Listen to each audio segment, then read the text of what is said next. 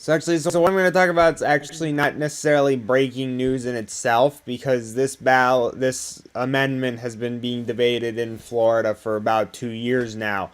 However, there is breaking news in the actual story of this amendment, because there was recently a leaked audio recording of Sal Nuzzo, who's the vice president of the James Madison Institute, talking with basically his buddies about their strategies for getting the amendment passed. Now, I'm not going to go right into that yet because I want to kind of lead up to that.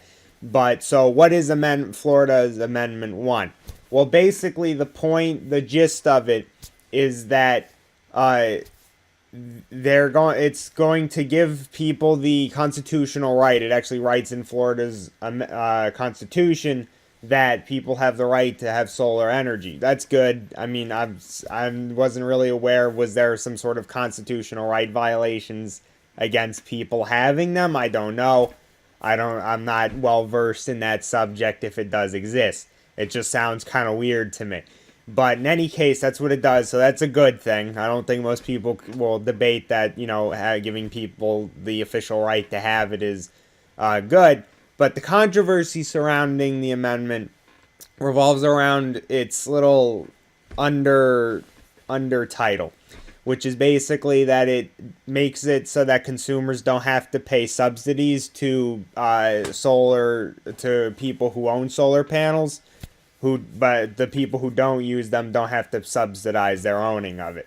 So now again, that kind of sounds reasonable. So I'm actually going to read straight from, this is Dick Batchelor, and I'm going to read straight from his viewpoint article that he wrote on pnj.com, where he talks about what the amendment actually means. And this is coming straight from him. This is what he's saying that the ballot language is. Rights of electricity consumers regarding solar energy choice. This amendment establishes a right under Florida's Constitution for consumers to own or lease solar equipment installed on their property to generate electricity for their own use. State and local governments shall retain their abilities to protect consumer rights and public health, safety, and welfare, and to ensure that consumers who do not choose to install solar are not required to subsidize the costs of backup power and electric grid access to those who do. As you can see, Amendment 1 is clear and straightforward. When the Florida Supreme Court approved Amendment 1 for the ballot, the ruling stated, "We find that the title and summary clearly and unambiguously inform the voter," and then it cuts off there.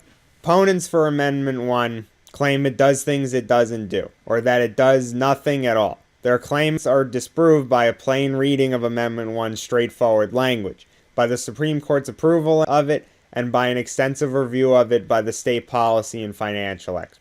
Alrighty, so sounds fair enough, and that's from one of the main people on the pro-Amendment 1 people, Dick Batchelor. By the way, I'm actually going to have all of the articles I'm going to be mentioning here will be in the description below. I'll have some extra stuff there too, but I'm going to have his article down there below. I'm going to have an article by Inside Climate News, which I'm about to talk about right now, in the description. I'm also going to have a Miami Herald article on the subject, and I'll also have a link to the leaked audio recording. This will all be in the description below. So just a heads up so that you can listen and read to everything and make your own decision, even though I have a very clear, motivation and viewpoint on this subject. I still want you to be able to decide using the unbiased facts.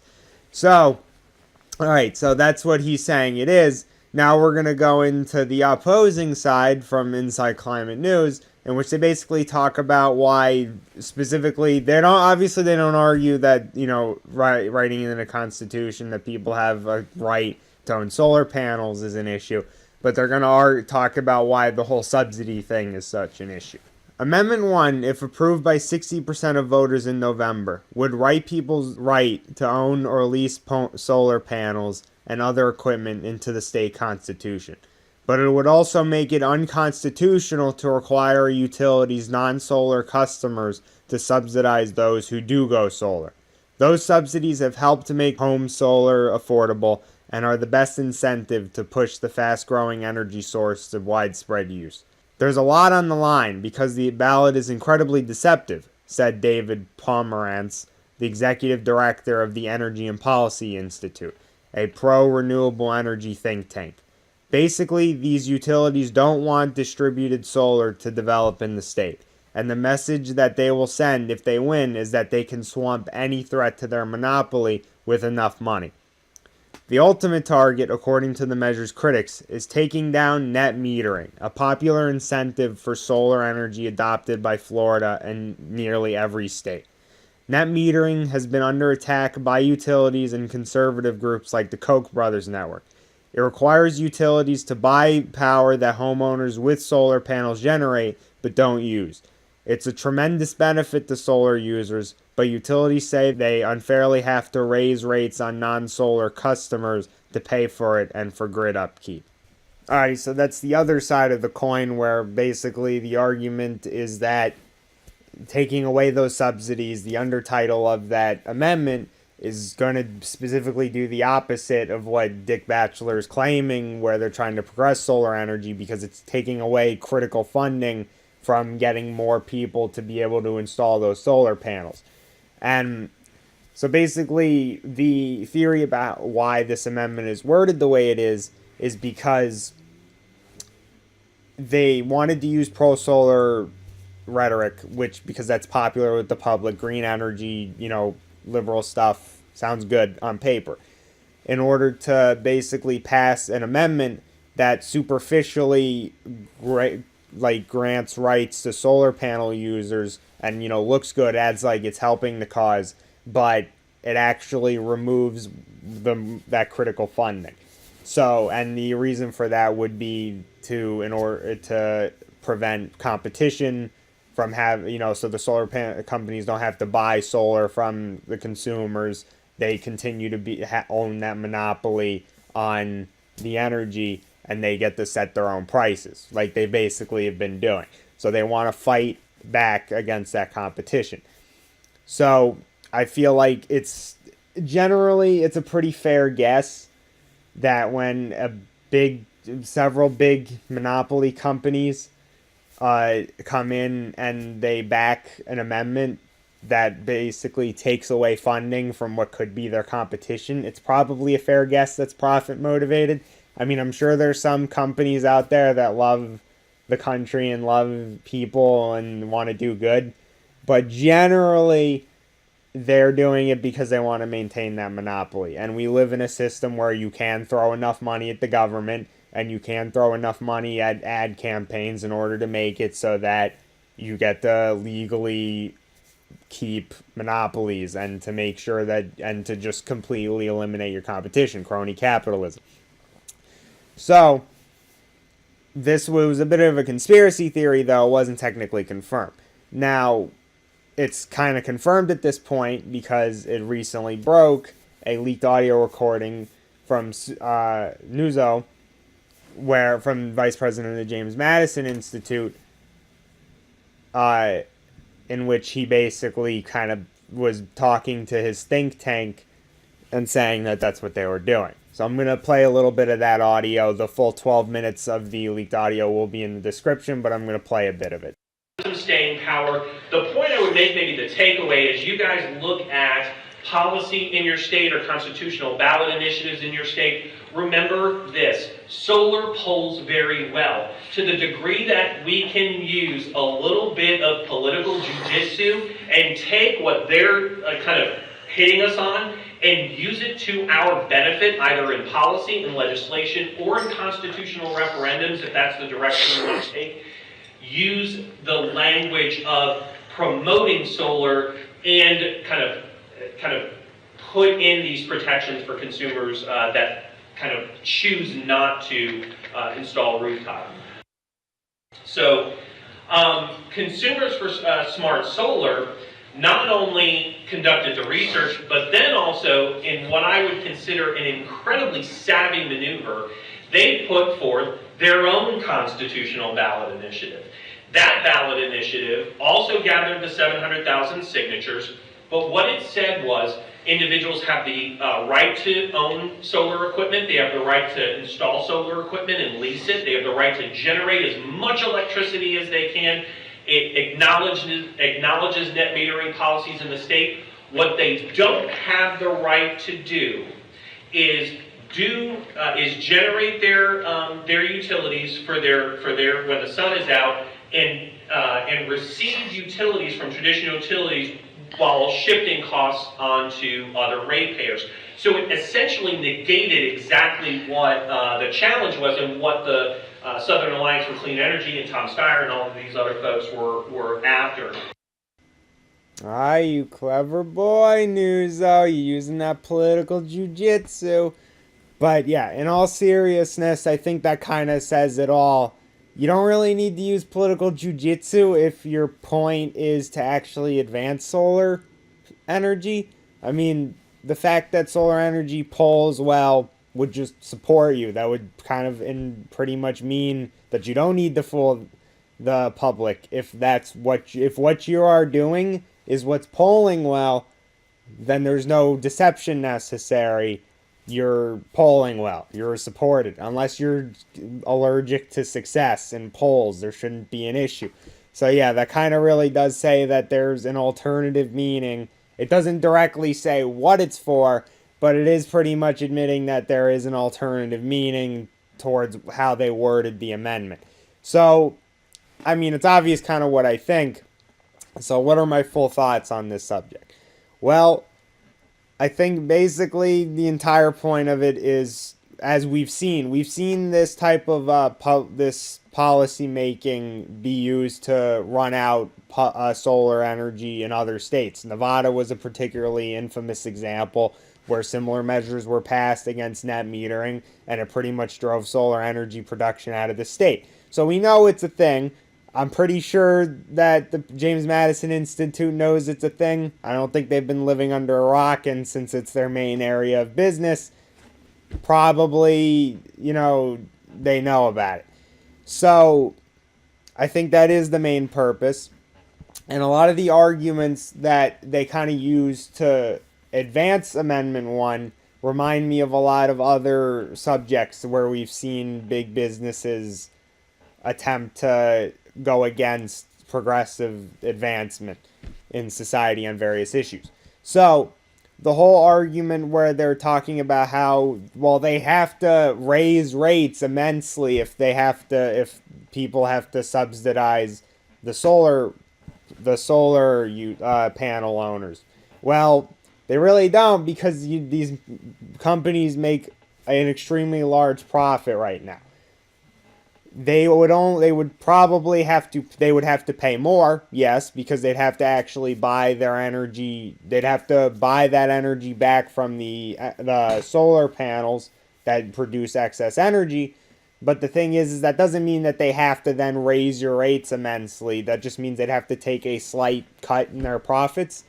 That's the thing when it comes to a lot of these businesses. It's the mentality is that, oh, my profits were cut, so naturally we need to then put that burden on you. I don't need to manage my company better. I don't need to just take a hit in profits and still make millions upon millions of dollars, billions of dollars in many instances, yearly.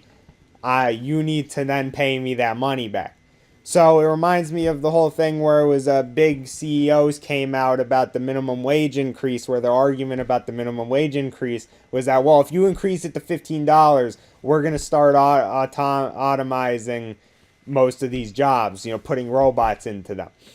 And for similar reasons, it's pretty stupid and it's pretty see-through, because how many people genuinely believe that these companies, and discussing the minimum wage thing, that if these companies could bring in robots to do these jobs, that they wouldn't do it anyways, regardless if the minimum wage is higher or not? Because ultimately, once it's actually viable to have robots do these jobs, it will be cheaper because they don't have to pay insurance. They don't even have to pay them a wage. So they're going to do it regardless. So the argument that, well, we won't do it if you don't raise the minimum wage is completely avoiding the point that they're going to do it anyways. They're profit driven.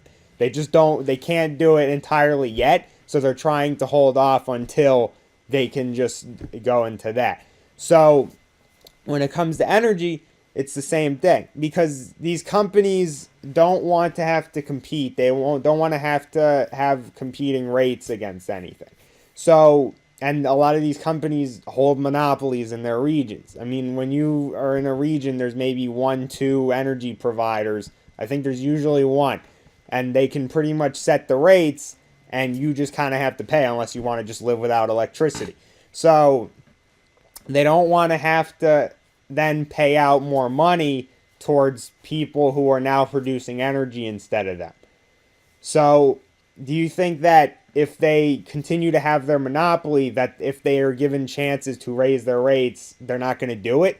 Because that's more profit for them. They force you to basically buy from them, so why would they not increase those rates? So, all right, so that's the argument, the number one argument that I just find kind of funny that they use. So the second argument is that people who don't own solar panels shouldn't have to subsidize them because they don't have the panels. So they're not using it, it's okay. So, all right, that again on its face, that kind of makes sense, because it's like, oh, I don't own a solar panel, so why am I paying for you to have one? Well, the thing is that people who are using solar panels are providing a public service in doing so, because they produce energy, and in a state like Florida, where it has one of the biggest potential solar energy outputs of America, a lot of them are gonna produce excess energy, which then goes back into the market. So that's producing a public incentive, a public service that they should be getting, and they're doing so out of their own pocket without these subsidies that they're not going to be able to do, because solar panels cost a lot of money. So you subsidize them so that they can then eventually, they produce more energy. Solar energy becomes cheaper and cheaper and cheaper, and energy becomes cheaper. So that's the point, is to advance energy, make energy cheaper, and make solar energy for everyone more available. And that benefits everyone, including people who choose not to have solar panels, because they're going to get that energy regardless, eventually. So, and on top of that, there's the obvious thing that this climate change is that they are helping to pave way for a new form of energy, and they're doing it using their own personal property, and they're saving the planet, helping to save the planet. They're not currently saving the planet, but they're helping towards that goal. So I feel like that's pretty fair to say, okay, then maybe they can be given subsidies for that, because they are helping you, or whether you realize it or not. And this, again, is also like another argument that has been used against unions, against union dues. So a lot of policies end up getting passed that are discussed that basically talk about eliminating mandatory union dues, so that people who work at a union job but choose not to be in the union, they don't have to pay dues. So again, the logic is you're not in the union, so you're not using their benefits, yada yada yada, so you don't have to pay them money. The thing is that you are still getting benefits from the union. When you get a pay increase, that's because of the union. When you get extra benefits, that's because of the union. And since if you're getting into a situation where people who don't have to pay dues are still getting those benefits, you're getting a freeloader problem. And if you're going to continue that freeloader problem, make it bigger and actually make it so that people don't have to pay anything for it, there's no benefit to being a dues member or a dues paying member. So less and less people will pay dues, unions lose funding, unions go bye-bye. So they pass these policies, they talk about these policies that will act like they're pro-unions, and then they'll have a thing under it about how you don't have to pay dues, and then the whole point of that is you're removing the funding for those unions. So once the unions go, wages can start going down, benefits can start going away. There you go. So it's very similar, and we've seen it before. So that's basically what I think that this is. It's just another form of that. where it's using political jiu-jitsu, as he said, in order to make the public think they're voting for something that they want when they're actually voting against their interests. So, and you can see this, the people backing the amendment are many of the monopoly holding energy producers of Florida, and they've poured over $21 million into it. So you don't pour that much money into it out of the goodness of your heart. Chances are, unless you're that 1% of, I don't even know if there is a 1% of big corporations that do genuinely care that much about climate change and well-being, that they're going to spend that much money on it. So, but chances are that's not why you're doing it. You're pouring money into it because you want kickback. You want that back. So that's basically what it is that this is just another form of that. They're trying to keep their monopolies, and they don't want to have to pay anyone else to get their energy. And they want to be able to dictate the rates. They don't want anybody else dictating the rates for them. And this is very maddening to me, because currently the amendment's polling is about an 87% approval rating. It's likely to get passed in Florida. So if you know people in Florida, please, please, please share this video with them. And just in general, if you know people, just share this video with them, because people need to start reading into these policies. They need to start being more politically aware so that this isn't a thing that can happen as much. So that the more aware the public is, the less influence, honestly, money's going to start having in terms of this, because political ads and these campaigns have less of an effect on an informed populace. So I want people to hear this message, and I want people to read into this amendment. And remember, it has to win by a 60% margin, or it has to win by a 60% in order to actually get passed. It's not likely that we're going to get under 60% by November 8th, which is when it's going to get voted on. But we can try, and at the very least, even if this gets passed, we can work towards getting a more informed audience so that this doesn't happen in other states, or it happens less and less. We need to start paying attention. Please, please read this amendment. People in Florida, I just moved from there, so I can't vote there anymore. But please help pave the way for solar energy in America. Heyo, thanks for watching Political Leanings with me, Grant Starson. I hope you liked what you saw. If you did, go ahead and hit that subscribe button right there, and hit that like button right there. That goes a long way towards helping me out, and I want to get this show bigger and better, and I emphasize better. I want to keep improving this show, and any support I get ends up helping me do so. So, to that end, also, if you have anything to say, make sure to leave a comment in the YouTube comment section below and give me any feedback, because sometimes I might mess up, and I want my audience to be able to tell me that. Feedback, constructive criticism, or positive is good for me, and I like to have conversations with you. If you like to see up more content from me, I actually have another channel called Starson vs. the Arts. A link for that will be in the description below, and in that channel I do reviews, editorials, and I post my own original content about the arts and all forms of it, from video games to movies to anime to theater to books, anything. So if you want to see that, the link in the description below. And if you want to contact me on Twitter, same thing in the description below. Have a nice day.